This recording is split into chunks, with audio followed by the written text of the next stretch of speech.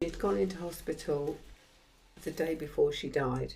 We had phoned the palliative care nurse, although she wasn't available all the time for us in the same way that she had been. I phoned her in the morning and said, look, Lucy needs a course of antibiotics. What would you suggest? So she said, well, she would get in touch with her and she would find out what we could have. Because Lucy had a urine infection, or I suspected a urine infection. She phoned back later on in the morning saying that there was one particular antibiotic, but we'd have to get it from hospital. So I phoned the hospital and they said that they didn't have any in. So it was a complicated story, but it ended up with Lucy having to, Lucy saying to the palliative care nurse that she would accept responsibility if anything went wrong when she had the antibiotics at home. But later on in the morning, I think it was about lunchtime, she said, Mum, I think I need to go to hospital. I said, that's fine. I said, I'll call an ambulance.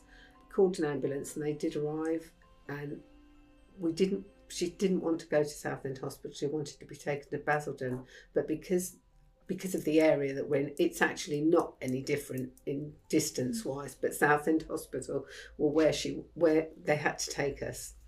So we went into resus.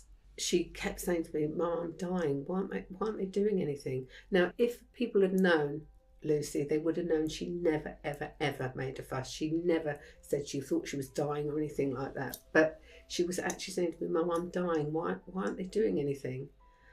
And I couldn't kick up a fuss because they don't normally let parents come into resus with a 29-year-old child.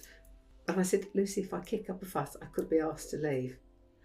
And she said, well, I don't want you to make a fuss, but I just want you to tell somebody that I think I'm dying.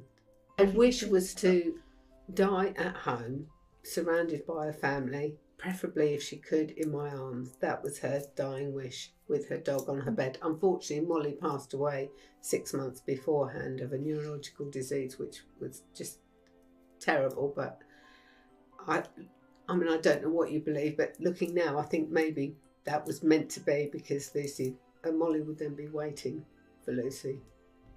Well, that's what I would like to believe anyway.